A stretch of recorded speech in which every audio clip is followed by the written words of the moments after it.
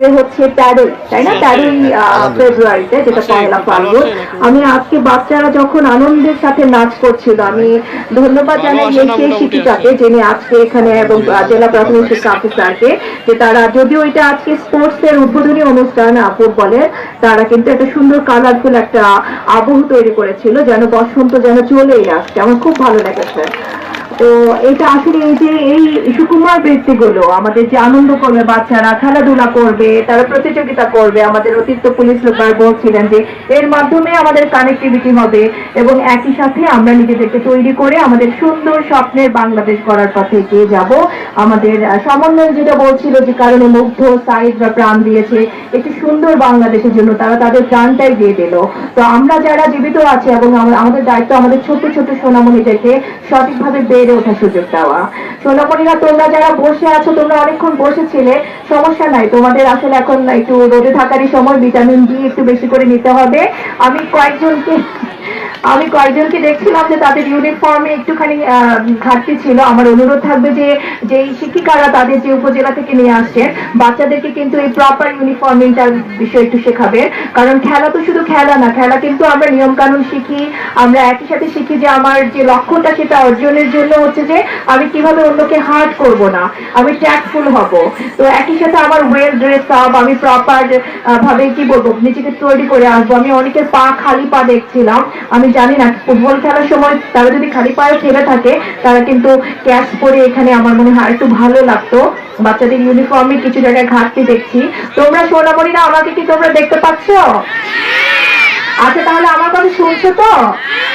তোমাদের যেটা করতে হবে, আজকে যখন খেলায় খেলবে তখন সব দলবদ্ধ ভাবে খুব সুন্দর ভাবে নিজের সেরা খেলাটা উপহার দেওয়ার জন্য তোমরা চেষ্টা করবে, তাই না?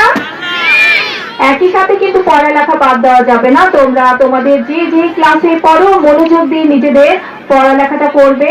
তোমরা যখন ভালো পড়াশোনা করে এবং ভালো খেলোয়াড়ে পরিণত হবে, তোমাদের জন্য কিন্তু জীবনে নিজের স্বপ্নটা ছুঁয়ে দেওয়া অনেক সহজ হবে। এই তোমরাই কিন্তু একদিন আমাদের জায়গায় আসবে এবং আমাদের চেয়ে আরো বড় হয়ে এই দেশ গঠন করবে, দেশের উন্নয়নে কাজ করবে। তো সেজন্য ইনশাআল্লাহ গুড।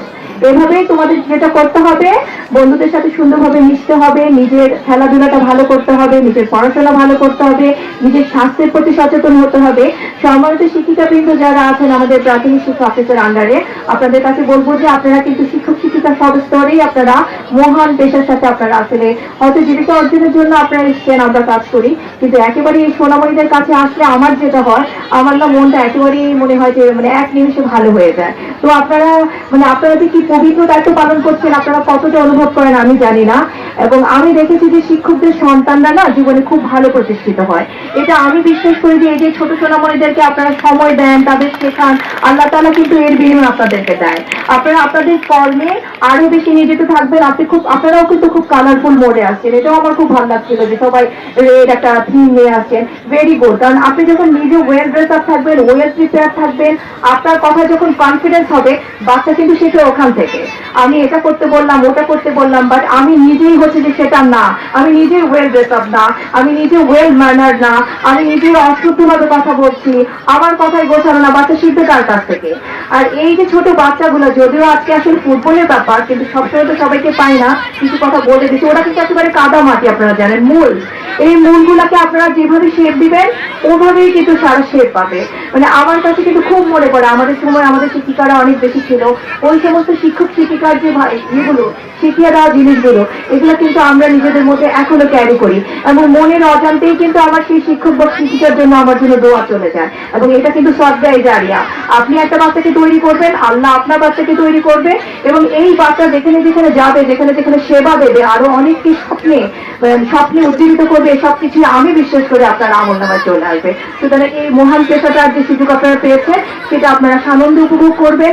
প্রতিনিয়ত বাচ্চাদেরকে কিভাবে শুধুমাত্র পড়াশোনা না, সেটাও ভালোভাবে করবে, এক্সট্রা কারিকুলার অ্যাক্টিভিটিস, সেটা ফুটবল খেলা, ক্রিকেট খেলা, এই যে নাচলো গাইলো, প্রতিদিন অ্যাসেম্বলিটা করা, এই জায়গাগুলো বাচ্চারা যেন প্রতিনিয়ত মাঠে খেলে। আপনাদের আমি আন্তরিক সহযোগিতা প্রত্যাশা করছি, কারণ আপনাদের হাতে আছে আমাদের স্বর্ণালী ভবিষ্যৎ। আমি আর বেশি সময় নেব না। বাচ্চারা, তোমরা কিন্তু খুব সুন্দরভাবে এনজয় করবে। আমার কথা আবার কি তোমরা এলোমেলো হয়ে গেছো? মনোযোগ আছে? তোমাদের জন্য একরা শুভকামনা, অনেক ভালোবাসা। এবং আমি এই কথা বলে আজকের এই যে ফুটবল টুর্নামেন্ট যেটা বালক এবং বালিকা, সেটা শুভ উদ্বোধন ঘোষণা করছি। সবাইকে ধন্যবাদ।